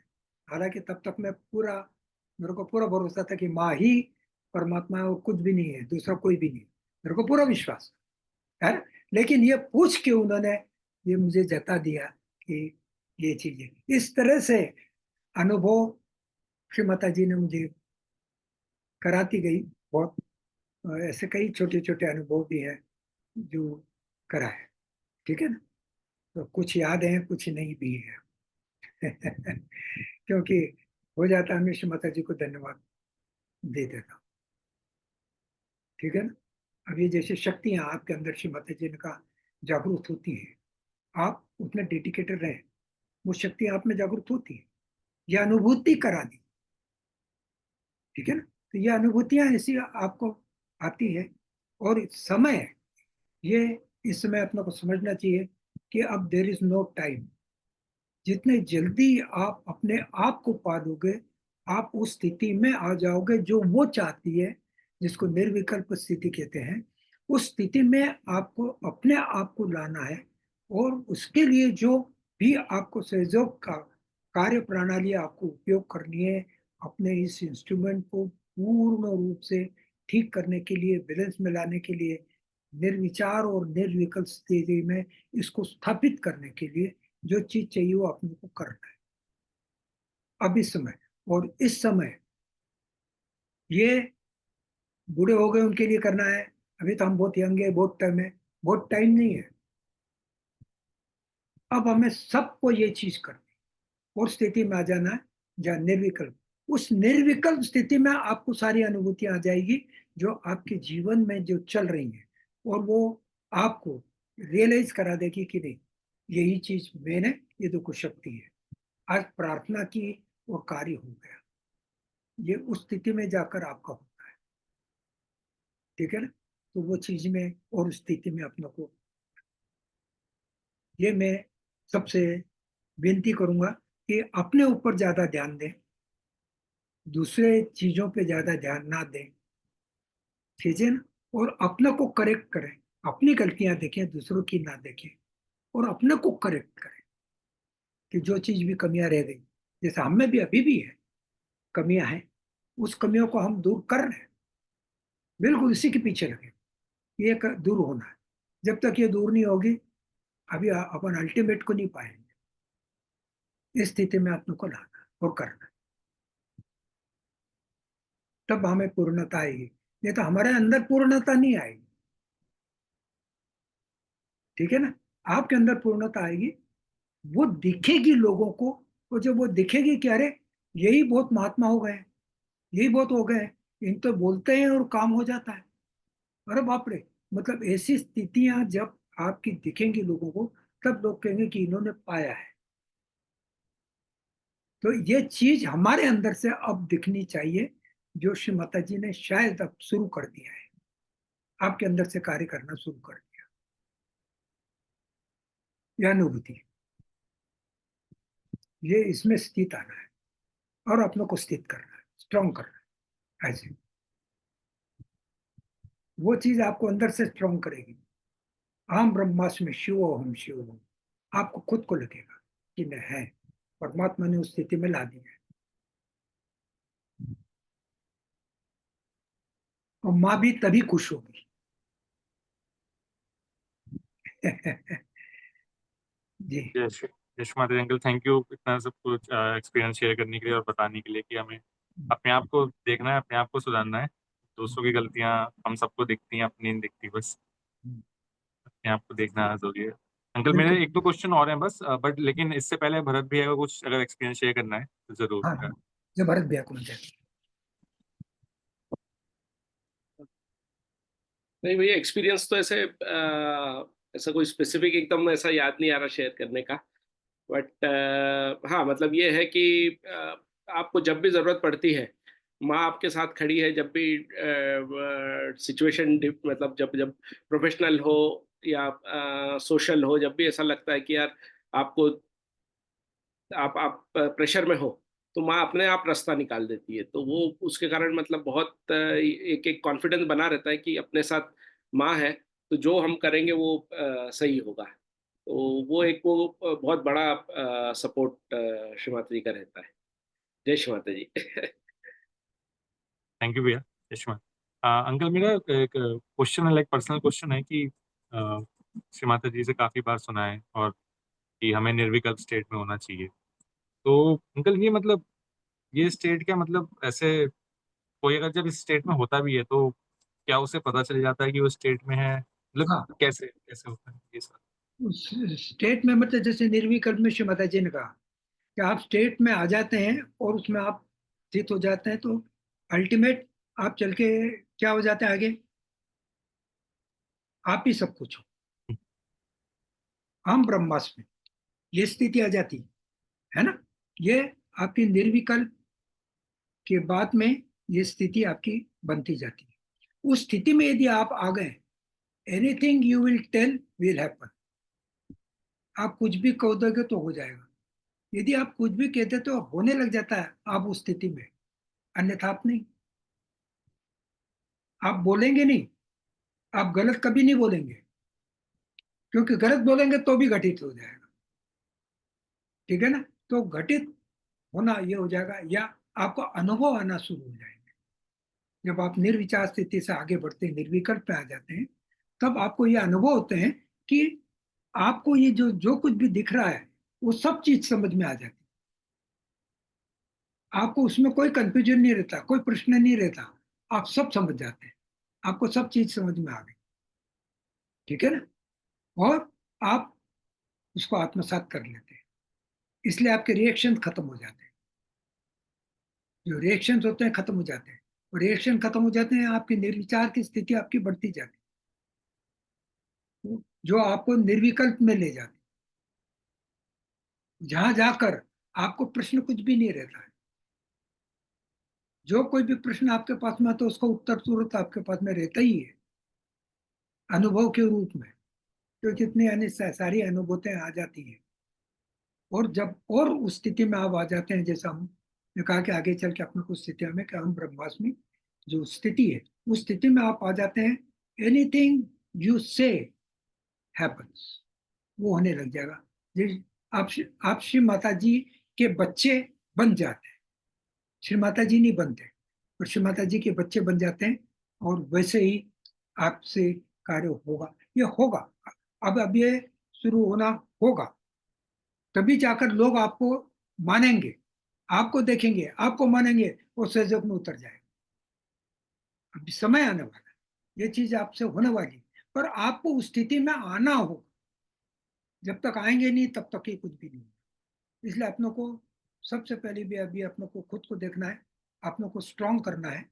दुनियादारी चल रही है, उसको देखना मात्र है, उसमें अटकना नहीं है, क्योंकि वो चीज टेम्पररी है, आपके साथ चल रही है। वो आपका, जिसको अपन कहते हैं ना कि ये आपके साथ में चल रहे हैं, सब चल रहे हैं, वो कब तक चलेंगे, कहाँ तक चलेंगे, क्या चलेंगे, आपको कुछ भी नहीं मालूम।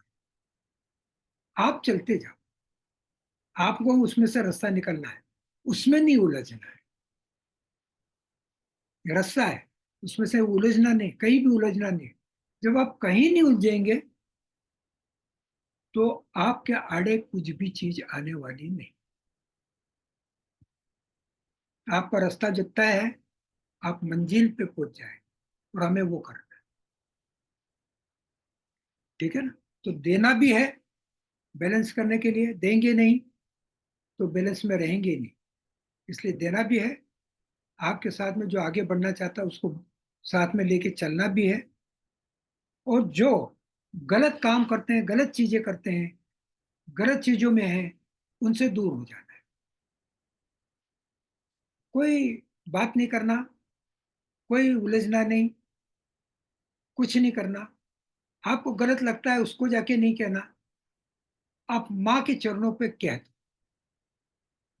माँ मुझे गलत लगता है, आप देख लीजिए, सही हो तो ठीक कर दीजिए, नहीं तो मुझे सुधार दीजिए। अपने को किसी के कंप्लेंट किसी के पास नहीं करना, अपने को स्थिति में ला। और ऐसी स्थिति जब आएगी, तब आपके रिएक्शन खत्म हो जाएंगे, गलत चीजें आप देखेंगे नहीं। देखेंगे और आपको ऐसा लगता है, आपके मन में आ गया ये गलत चीज है, आप माँ के चरणों पे छोड़ देंगे, वो ठीक हो जाएगी, वो ठीक हो जाएगी। आपको कुछ भी नहीं करना है, और आप इन गलत चीजों से बच जाएंगे, क्योंकि आप उसमें रिएक्शन नहीं करते, इसलिए अपने आप को बचा लेंगे, आप बच जाएंगे। अपनों को उस स्थिति में लाना, तैयारी, दूसरों को तो हमको साथ में लेके चलना ही है, और दूसरों को आगे बढ़ाना ही है, देना ही है, पर अपने को भी आगे बढ़ाना है, ये देखना बहुत जरूरी है। Thank you uncle. जय श्री माता जी। काफ़ी इंसाइटफुल पॉइंट्स थे, जिससे हमें मतलब पता चल सकता है कि हम स्टेट की तरफ अगर जा पा रहे हैं कि नहीं जा पा रहे। और हमें अपने आप को इंट्रोस्पेक्ट करना ही बहुत ज़रूरी है टाइम टू टाइम इस चीज़ के लिए। बस अंकल, यही मेरा मैं मार्ग आखिरी, पे ही हूँ, मैं भी इसी मार्ग पे हूँ। हम सब कोशिश कर रहे हैं। हाँ, ठीक है। बस अंकल, अब मेरा समय का देखते हुए मैं आखिरी क्वेश्चन बस यही पूछना चाहूंगा अंकल कि आजकल के युवा शक्ति या उत्तराखंड के युवा शक्ति के लिए आपका कोई संदेश, कोई मैसेज? संदेश मेरा यही है, युवा शक्ति सहयोग को बहुत अच्छी तरीके से समझे, उसमें उतरे, अपने को उसमें तैयार करें, तो उसकी दुनियादारी तो ठीक हो ही जाएगी।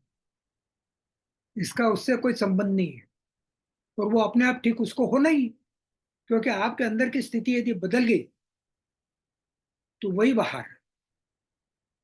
उसको ठीक होना पड़ेगा, ये अंदर ठीक हो गई तो उसको ठीक होना पड़ेगा बाहर। आपको करना नहीं है, आपको बाहर कुछ भी नहीं करना।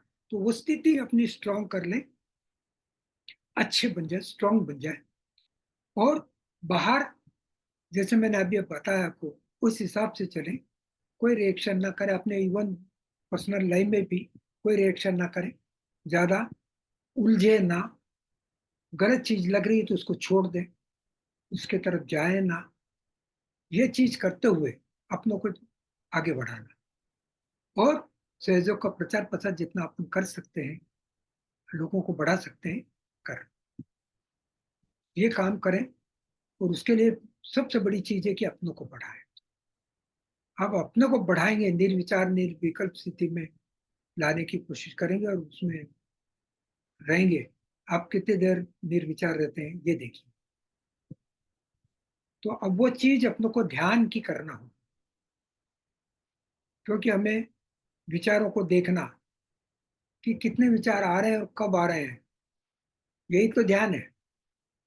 और ये ध्यान की स्थिति हमें बढ़ाना है ताकि हम अंदर से बहुत स्थिर हो जाए, स्टेबल हो जाए और स्ट्रांग हो जाए।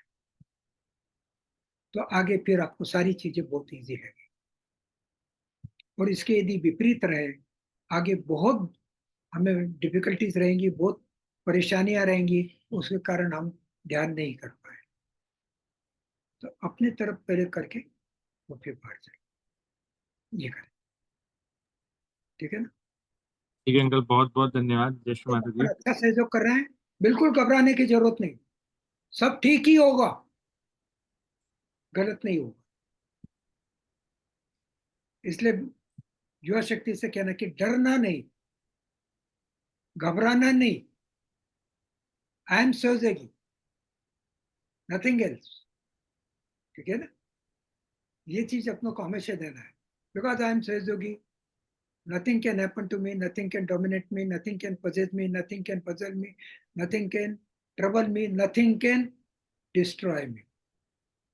ये कुछ चीजें नहीं होंगे और इस स्थिति में हम स्ट्रांग हो जाएंगे। जब इसमें स्ट्रांग हो जाएगा, क्या आपके लिए असहज रह गया है? सभी सहज है। ये जिंदगी में भी आप आनंद लेंगे, ये दुनिया नहीं ले पाए इस स्थिति में। जय श्री माता। जय Shri Mata ji uncle, thank you so much. बस अंकल हम लास्ट के 2 स्टेप हम करते हैं। एक, हम श्री माता जी को क्लोजिंग नोट में धन्यवाद करके आज के सेशन के लिए धन्यवाद कर देते हैं। एंड बिल्कुल। सॉरी अंकल, आपका थोड़ा वॉइस कट रहा था। आप कुछ जी कह रहे थे? आप कुछ कह रहे थे अंकल, आपकी आवाज नहीं नहीं आ पाई। नहीं, आप करिए, मैंने कहा बिल्कुल। अच्छा, हाँ नहीं अंकल, आप ही वो क्लोजिंग नोट ले लीजिए, उसके बाद बस हम फिर एक बार सब लोग वीडियो कैमरा ऑन करके आपको बस जय श्री माता जी बोल देंगे कि आपको पता चल जाए कौन कौन लोग आज जुड़े हुए हैं। तो आप जय क्लोजिंग श्री नोट माता। अंकल थैंक यू कर लीजिए। जय हाँ श्री थैंक माता यू। जी, सबको जय श्री माता जी। जय श्री माता जी। सभी लोग अपने कैमरा खोल सकते हैं। अ, और अभी जय श्री मैंने माता जी। हमारे जय श्री माता जी। अरे यार जय मेरा श्री माता headphone जी। जय श्री माता जी। जय श्री माता जी। मध्य प्रदेश से अमित गोयल अंकल और गोपाल अंकल भी जुड़े हुए हैं हमारे साथ। और जय श्री माता जी अंकल, जुड़ने के लिए हमारे साथ बहुत बहुत धन्यवाद। हम एक क्षमा चाहेंगे कि आपसे बगैर अनुमति के हमने यहाँ के जो युवा शक्ति को सब लोग देखते हैं और काफी वर्क कर रहे हैं, उन लोगों को भी लिंक हमने भेज दिया चलते, क्योंकि काका जब बोलते हैं तो सबको लगता है कि हमें क्यों नहीं बताया। तो हम क्षमा चाहते हैं, आपसे परमिशन नहीं ली थी। लेकिन मध्य प्रदेश से जैन साहब जुड़े हैं, सेठी जी जुड़े हुए हैं, और अपने सरोदे परिवार भी जुड़े हुए हैं, और हमारे देवेश मिश्रा जी बैठे हुए हैं जो युवा शक्ति के कार्य करते हैं, संभाग प्रभारी हैं। तो हम वापस क्षमा चाहते हैं आपसे। जय श्री माता जी। अंकल बस क्षमा की कुछ नहीं अंकल, ये नाम का हम उत्तराखंड युवा शक्ति लिखते हैं, but it's open to everyone. हमारे पास 500 लोग की सीट है, तो ये हम चाहते हैं कि जितने लोग जुड़े हमारे लिए उतना अच्छा है, हमारे लिए उतने अच्छे वाइब्रेशन एक्सचेंज है। जय श्री माता जी सभी को, मतलब बहुत अच्छा लगा आज, बहुत सुंदर वाइब्रेशन भी थे। थैंक यू श्री माता जी, हर पल हर क्षण माँ। जय श्री माता जी। दिव्यांश, जय श्री दिव्यांश, माता हम जी। लोग गाड़ी में ही है अभी, विनोद भैया और मैं। हमारी ट्रिप फर्स्ट डे की आज खत्म हो रही है। जय श्री माता। जय श्री भैया थोड़ा माता आप जी। कॉन्टेक्ट दे दीजिए भैया, अंकल को भी कॉन्टेक्ट दे दीजिए कि आप क्या कर रहे हैं थोड़ा सा। तो हमने, क्योंकि हमारे पास युवा शक्ति है तो 280 रजिस्टर्ड हमारे ग्रुप में, बट सेशंस में आते हैं 20, 30, 40, 50, और जबकि हम दिव्यांश का ही सारा एफर्ट है, इतने सीनियर, इतने एक्सपीरियंस सहयोगीज को लाते हैं ताकि हम उस पूरी जनरेशन का एक्सपीरियंस आगे तक पास ऑन कर सके। अभी हमने एक डिसाइड किया कि पूरे उत्तराखंड में 8 दिन में 2700 किलोमीटर तकरीबन होंगे, 32 सेंटर्स को टच करेंगे, हर एक जगह पे जाके लोगों को मिलेंगे। आज फर्स्ट डे का सेशन खत्म हुआ है और अभी हम आज वो खत्म कर रहे हैं। मैं और विनोद भैया है, कल से मनोज भैया भी साथ में होंगे। तो वो जितने भी नजदीक और दूर के जितने भी सेंटर्स है उत्तराखंड के, सबको टच करेंगे। और आपके पुराने स्टूडेंट मेरे साथ में मौजूद है। जय श्री माता जी। जय श्री माता जी। जय श्री माता कुलकर्णी काका आप पहचान रहे होंगे कि नहीं, आप उज्जैन में जो है रिलेशन मेरे को प्राप्त हुआ था, और आपके साथ पुणे भी पूजा और सेमिनार में गए थे ट्रेन में। तो मुझे बाद में फिर हर्षा ने बोला कि आप तो भैया जैसे बात कर रहे थे काका से, वो काका से तो ऐसे बात करने की कोई हिम्मत ही नहीं कर सकता था, क्योंकि आपका डिसिप्लिन जो इस तरह से रहा है।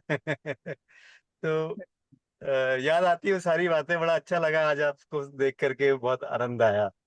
अमित भैया को भी जय श्री माता जी। हमने जय तो श्री वहीं बहुत सीखा अच्छा है, लगा उज्जैन था। हमारी पाठशाला रही है ये जी। अमित भैया ने जोर दिया था जिसमें आज, तो बहुत अच्छा जी लगा।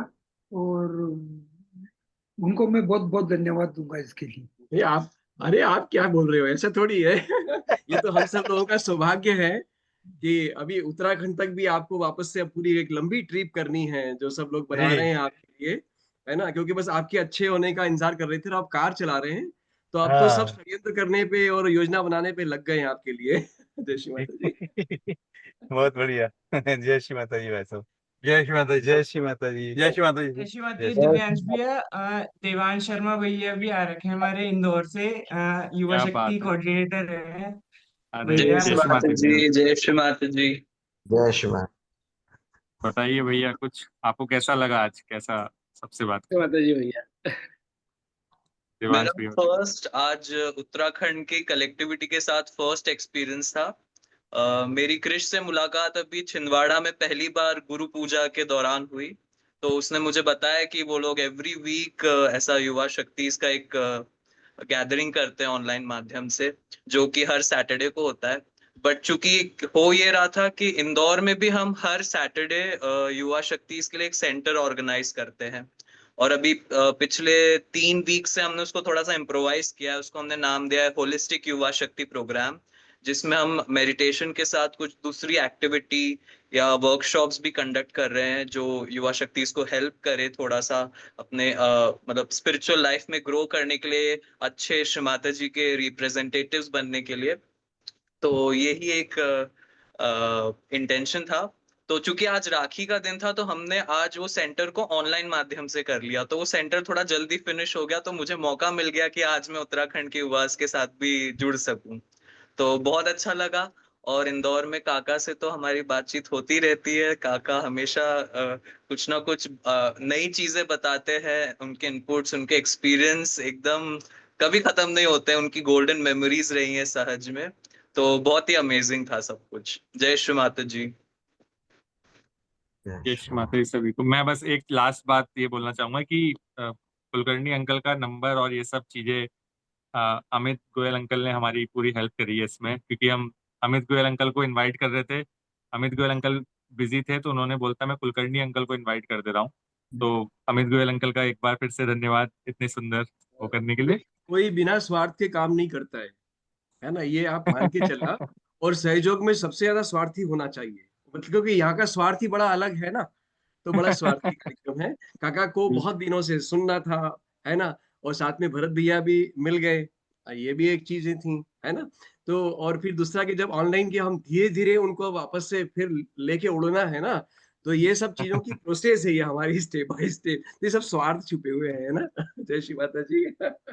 जय श्री माता। बस एक लास्ट अपडेट ये है कि अमित गोयल अंकल भी हमारे साथ जरूर इस प्लेटफॉर्म पे आएंगे आफ्टर कृष्ण पूजा। तो अभी से ही मैं सबको बता दे रहा हूँ कि जरूर हम सबको ज्वाइन करना है। वो सेशन भी बहुत अच्छा होगा माँ की कृपा से। तो जय श्री माता जी सभी को। बहुत बहुत धन्यवाद कुलकर्णी अंकल एंड भरत भैया। जय श्री जय श्री माता जी। माता जी। और सभी को बहुत बहुत धन्यवाद। जय श्री थैंक यू माता श्री जी। माता जी।